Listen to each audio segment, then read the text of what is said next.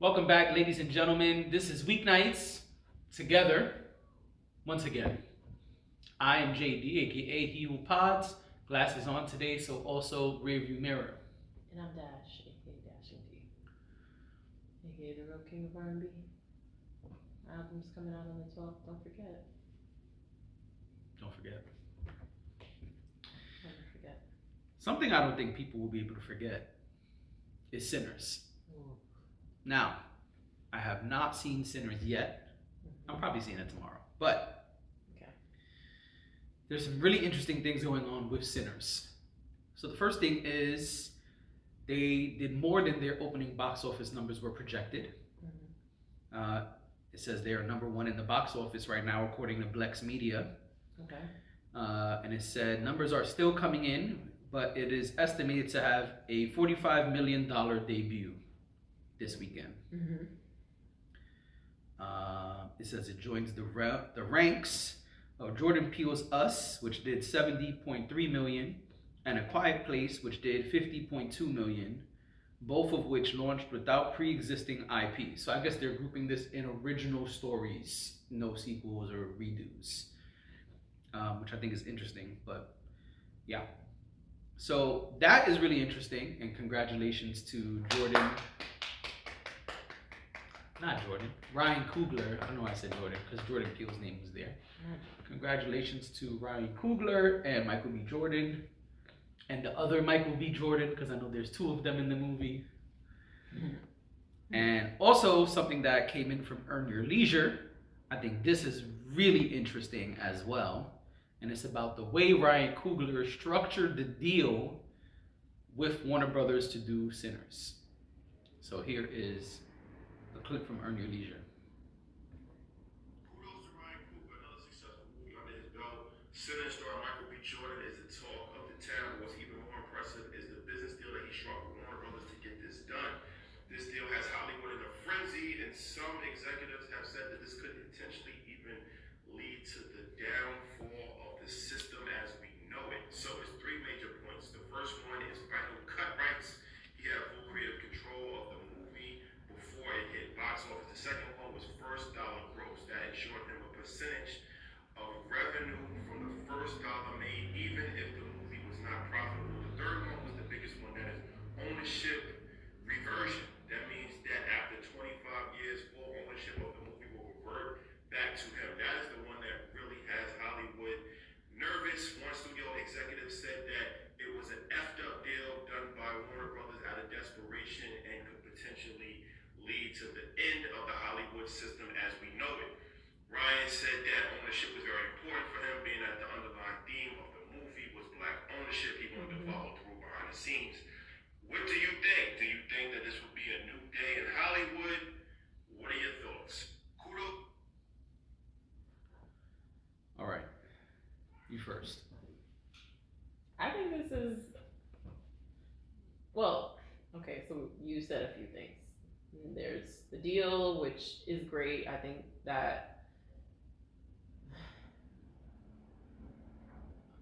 people need to own as much as they possibly can when it comes to their creativity. Okay. I'm very much a believer of that. Okay. Especially when you're putting out some sort of body of work. Okay.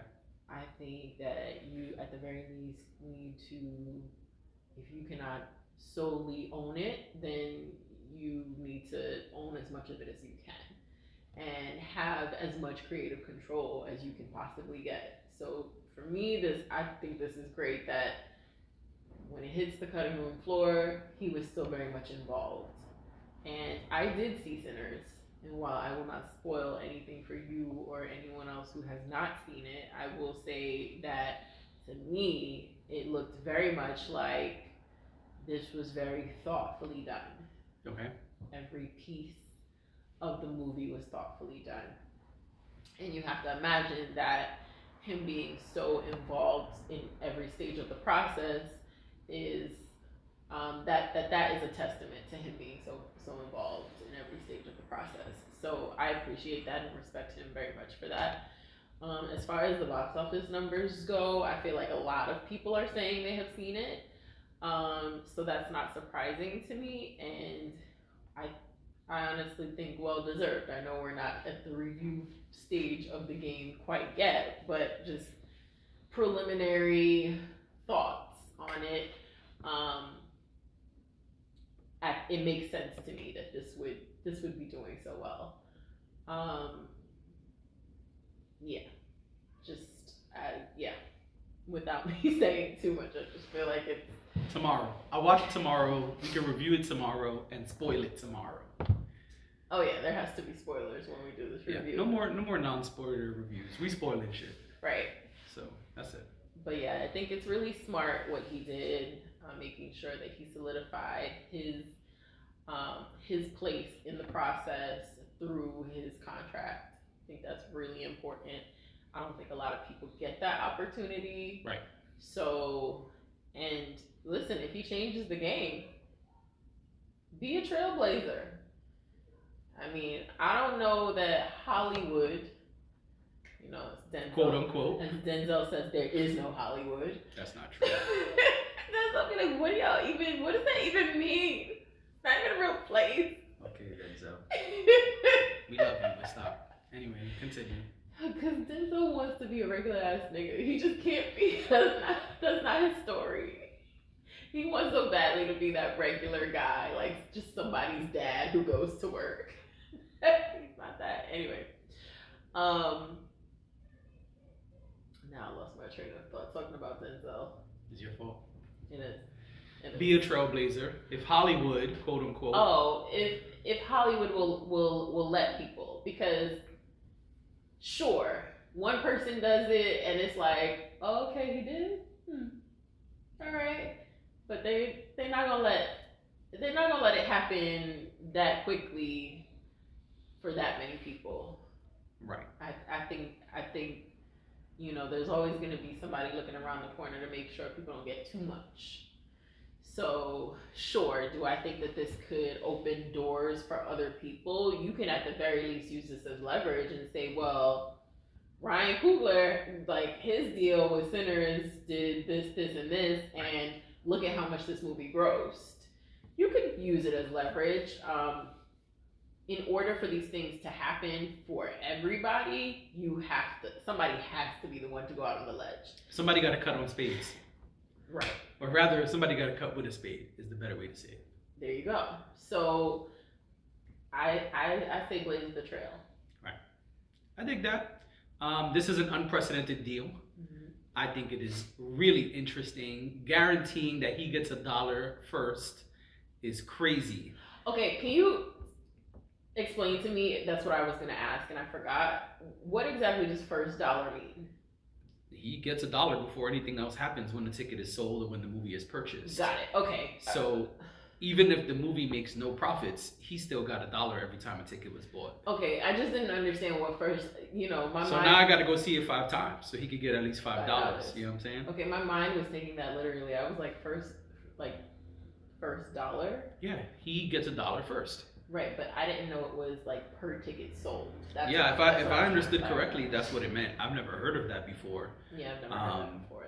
But he basically did a Kevin O'Leary, Mr. Wonderful deal, where he's getting $1 off every sale. I think that's super fly. I'm like, let's go buy it. Right. So I think it's fly. I think that's unprecedented. I also think reversing ownership in 25 years is huge. Yeah. Because I totally agree with what you're saying about maintaining ownership when you're putting together a body of work, but this is not an independent film. No. This is not like Magazine Dreams or when Dame Dash does his independent films and then does a deal for like BET or somebody to put it on their platform. He made a movie for Warner Brothers. Right. So this is unheard of as far as I know. I have never heard of anybody else doing it. If y'all know of somebody else who did it, feel free to put it in the comments. Mm-hmm. But this is a big deal. Like I could imagine like a Tina Fey getting a deal like this where she creates these huge blockbuster movies that are even being remade now years later. But for Ryan Coogler on movie number 6, 7? Yeah. I mean, this is huge. Now, I don't know if they're gonna let other people get this deal. And I think you caught Warner Brothers at a good time. Because Warner Brothers needed a banger, right? Where we know Ryan Coogler works with Disney. That's not going to be his Black Panther 3 deal. So I think sometimes you be in the right place at the right time, and I think it worked out for him. But I don't see everybody getting this deal. Also, let's look at his report card. Yeah, I haven't seen Sinners yet, but everything else Ryan Coogler has put out has been great. Right. And so he's got a great report card. He's yet to put out a bad film. Yeah. Even people I love, like Christopher Nolan, have bad films. Yeah. Ryan Coogler doesn't have one He yet. doesn't miss. So the fact that he doesn't miss, right, is very important in this deal, I think. Because I think it lets you know, like, we believe in him enough to do this. Yeah. Now, we should all be marking our calendars for 2050. So April of 2050, we could go in there and start giving him the real money. Right. Because $1 per ticket is fly. $1 per DVD sale or whatever is fly. But that's when he's gonna start making the real money. Yeah. And this is a film that I would see again. You gotta go see it 5 times. You gotta give Ryan Coogler at least $5. Well, I've already given him $1, but I would totally go see it again. While it's in theaters, I know people who have already said they've seen it once and they're going to see it again. And honestly, it is that kind of film. I mean, listen, I'm not really into spooky. Spooky is not my vibe. However, and if you haven't seen it, take it from me, who isn't into spooky, that, listen, I would see it again. Totally. Okay. So, yeah. He deserves the first $1. Oh, listen, I'm not mad at that. That's some real Kevin O'Leary shit. Yeah. He was watching Shark Tank. It was like, I'm gonna try that. Right. I want $1. Also, something that happens is if we don't think that we as just people in general, if we don't think that we could get something, sometimes that can be a deterrent. So, we may just never ask for it. Totally agree. Right? Yes. I think it's really courageous as a black man. They're gonna say, why does everything have to be about race? But we're not all afforded the same advantages in this country. That's just the reality. Yeah. I think it's really courageous to go into one of those rooms and say, I want this, and that. And for the DEI haters, he did it off his own merit. And a good negotiator goes higher than where they land. So there's probably more that he asked for. Probably. But if this is where they met him, that's pretty damn good. I agree. So congratulations to Ryan Coogler for not only striking such a great deal, but also for making what I would like to say right here, right now, a great film. We'll talk about it tomorrow. Yeah, maybe you won't think so. We'll see. We'll see. I worry a little bit about you seeing this because I just I don't know what you'll think. You'll know tomorrow. You keep saying that. And so will the rest of the country. There we go. What's going on with Kendrick? What do you do now? Well, he started the Weeknights tour. Yeah. Is that what it's called? It's the Grand National. I keep saying that. I thought it had a different name. It's the Grand National Tour. Okay. Which started on Saturday in Minneapolis. They said him and SZA brought the house down. That's good. I heard she almost fell down too. Oh yeah, SZA was almost brought down as well. Yeah. One of her dancers kind of fumbled a little bit. Her body. Your body. Which it's stressful watching that clip because it's like, ooh, don't drop her. But she's rubber. She'll bounce back. All right. You don't think if she falls on her ass, it'll just bounce back up like a ball? Nope. So it's jokes, folks. It's not SZA hate. Just jokes. I thought it was funny the way she saw a fan video and it was like really close up, like you could see her thighs and everything. And she wrote,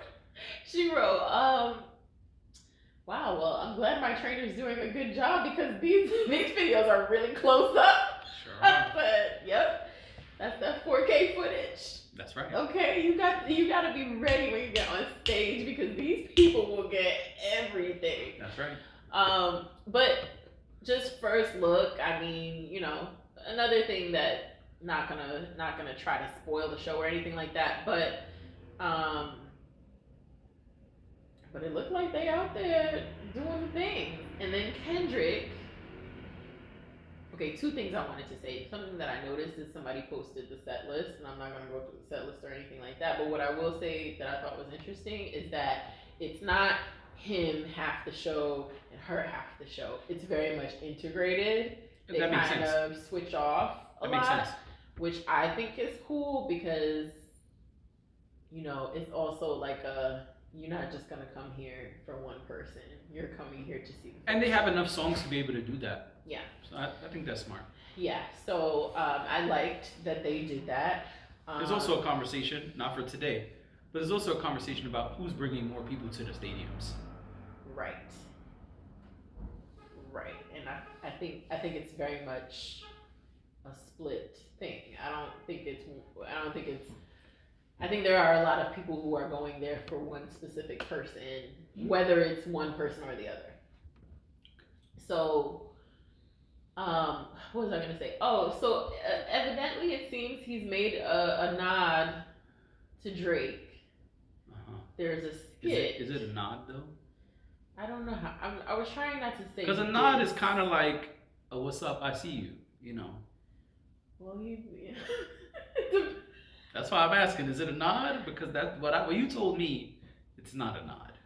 Okay, so he made maybe a little poke fun at. A little poke, yeah. People called it a troll. There you go. But yeah, so there's a skit in the show before he does Not Like Us, where he's being deposed. Mm-hmm. For the people who didn't go to college, deposed means he's in a deposition, so there's some sort of claim being filed, and because that's the important part, right? And sometimes, as part of the preliminary gathering of information, they will depose someone to find out what they know about said topic issue. Yeah. Mm-hmm. So, and you know, for all our legal eagles out there, if I didn't say that the right way, please put it in the comments and tell a neighbor what it really is.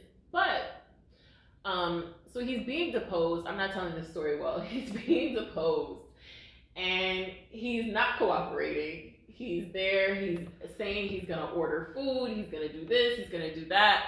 And it appears towards the end of it that he is trolling Drake because they make a reference to what seems like Drake's drop lyric from Family Matters, I believe. No, Family Matters is Kendrick's song, right? Yes. Okay, so maybe I'm not gonna try to figure that out. No, Family Matters is Drake. Is Drake? So then it's from Family Matters. Got it. I'm sorry, guys. I'm so over this beef. Anyway, it appears to be a troll at Drake. But then I also saw someone say that maybe it's also a troll at Lil Wayne. Because when he talks about ordering the food, he made sure to say, I'm going to order some chicken and some watermelon. It's going to be Louisiana chicken. And he keeps talking about the bayou and Louisiana. So, I mean, that seems pretty obvious that could be a dig at Wayne. Yep. And you know what? Here's the thing. While I'm tired of Drake and Kendrick saying anything about each other at this point, anything new, I can see why Kendrick would want to dig at Wayne. I would want to dig at Wayne too. After the Rolling Stone interview? After the Rolling Stone interview, after all of, like, I said it the other day, he's been very passive aggressive as it pertains to Kendrick Lamar. And honestly, I would be like, you know what? I'm petty and could be petty with you too. Got it. I'm on the other side. I want this to stop. Enough is enough. It's like when Jay-Z made like 5 more diss records at Nas. Yeah, it's over. It's like, it's cool, man. It's all right. Yeah. It's okay. It happened and it's over, in the words of Jay-Z. I agree with that. But I do think that the stuff with Wayne is still pretty new. Sure. The Super Bowl just happened, and also the Rolling Stone interview just came out. That's true. So I'm not really mad at him getting that Wayne, just because I feel like Wayne has found a way to be his own version of shady. And as much as it's not obvious and it's not in your face, it's kind of annoying to me. And I'm nobody, but... Oh, you're learning. Oh Wow. gosh. I said that one just for you. Look at you learning. But it's kind of like, okay, like just whatever. So I thought this was interesting. But it looks like people were having a good time. So they started off strong, which is good. That's great. You know? I mean, I expect it to be a phenomenal show. Yes. So somebody said, I don't know this person and I don't know how credible they are, but they were like, of my top 5 concerts that I've ever been to, this is number 1. Maybe they only went to, 5 concerts. It is possible, but I'm just all right. You know what? SZA flying around like a fairy. That's nice. And she had wings. She was flying around. She dances and she ends up in a split at one point, and she's like on her back singing. I was like, oh, SZA. Oh, so she sold the Mary J. Blige stuff. Yes, and perfected the moves. Let's move on. Yep. So, yeah. So, recently we spoke about the announcement of the movie Him. We did. Which is a director I can't remember the name of, something Tipping or Tippings. And Justin Tipping? Is Justin? Jordan? No, Justin it might be Justin. Whatever. Mr. No, Tippings. not whatever. Whatever his name is important. All right. I'll get it. Hold on. Because, John Tipping? No. Joe Tipping. Stop. No, he's definitely not Joe. I think it's Justin. Stop. Just type in Justin Tipping and see what comes up.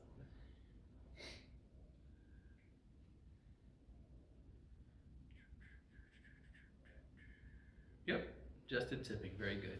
Woo! Go Dash! One more for the good guys. Why, Justin Tipping. Why you don't cheer me on like that? Your co-host. Just gave you props. I said one more for the good guys. Right, but why you didn't go woo Dash? So Justin Tipping, Jordan Peele, and Marlon Wayans have teamed up. Go Dash, go Dash. When I'm talking about my album coming out, the way I big you up, when your album is coming out, you haven't been bigging me up like that. You've just been laughing at me. You want to pot about us, or you want to pot about him? All right, we could hash our differences out later. You want to be like the Joe Budden podcast? You want to air it out on air? No, I don't. Okay. I don't. So Justin Tipping is directing the film, and Monkey Paw or whatever. We spoke about it already. Whatever. We saw the trailer. The trailer came out. I saw it on the big screen too. Nice. During Sinners. Yeah. Oh, okay. Yeah, I said, oh, I didn't even get to it because at that point it had come out and we knew that we had seen it, that it came out, but I hadn't watched it yet. Right. So I was like, oh, wait, I get to see this on the big screen for the first time. All right. Okay. So, you want to start or you want me to start? No, you you started. start. Yeah, I say you started the last 2 topics. So, all right. The trailer starts cool. They're saying all the sports cliches and all the inspiration. Let's remind everyone that you said terrible things about this film. Oh, sure, yeah. Just for context. When the film was announced, I said, what the fuck is sports horror comedy thriller? I don't... Right. I just want to give context to that. So that happened, and now we're here. I don't know what your reaction to the. Oh yeah, I said it sounded like a horrible idea. Yeah. I don't watch Jordan Peele films. I don't think blackness needs to be, and the story of black people needs to be inserted into everything we create. And I said today I don't fuck with Marlon Wayans because of his social commentary and antics in the last couple of years. They said you probably haven't seen Marlon Wayans do Scream. First of all, that made me laugh. So first of all, Marlon Wayans did not do Scream. Scream were horror movies with a little pinch of comedy, so I think that's what they were referring to, that I must have never saw Scream because it was a horror comedy. It's not a horror comedy, first of all. Second of all, fuck y'all. Third of all, Marlon Wayans did movies called Scary Movie, in which I did see the first one, and I think the first one is a classic, but Marlon Wayans didn't know when to stop and made 700 more. That's an exaggeration. And now we're here. I'm not even talking about his filmography or the things he's produced. In fact, in that clip, I was giving props to White Chicks, which I think is a classic.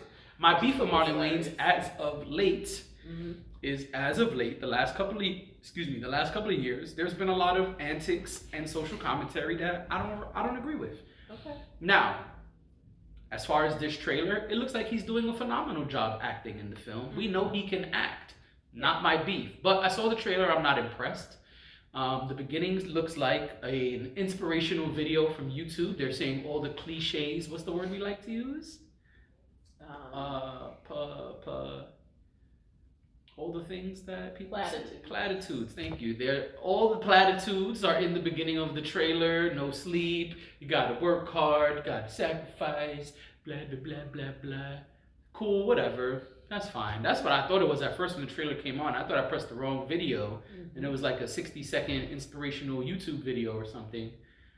But no, it was him. The pacing of the trailer was cool. I'm not impressed. I'm not seeing this. Okay. I don't. You have not changed your mind. I haven't changed my mind. Okay. It doesn't look funny at all in the trailer. It looks to be very serious, which I appreciate. But I mean, we read the press release out loud on the pod last time, so I mean, we already know what's coming. Also, it looked like one of those trailers where you saw the whole movie already. Yeah, you know what I'm talking about? That, yeah, that's what kind of trailer it looks like. But no, I'm not looking forward to this. I won't be watching this. My stance hasn't changed. Double down. I respect that. I'm still not gonna see it just because not my cup of tea. But okay. Because you said maybe my mind will change when I see the trailer. I did say that, and honestly, the reason I say that is because generally I am open to most things. I'm more of a I won't knock it till I try it type of person. Okay. So when it comes to certain things, maybe it's not the first thing I gravitate towards. Try to knock the mic right off. It's not the first thing I gravitate. Right. Fuck these mics. All right. So no, this doesn't excite me. I have only seen, I think, 2 or maybe like 1.5 Jordan Peele films. So, I mean, it's fine. I've never been in a rush to see them. So I just never got around to seeing them. It wasn't that, I was totally against it. But I just don't think this is for me. But what I will say is I'm actually really intrigued by the way it was shot. I love good camera work. Okay. So I feel like it was shot really well. I think maybe it'd be like that Zoe Kravitz movie. What was it called? No, not her. It wasn't Zoe Kravitz. I'm sorry. Wrong person. Maybe it'd be like that Zendaya movie, Challengers, where it has amazing cinematography, but the movie's ass. Maybe. I did not see Challengers, but yes, but I think the cinematography looks great so far, just by what I saw. It's very vivid, it's very sharp. You could tell there's a lot of use of color. Some movies you watch and they're like on a grayer scale or they're on a darker scale. This one is very vivid, very vibrant colors.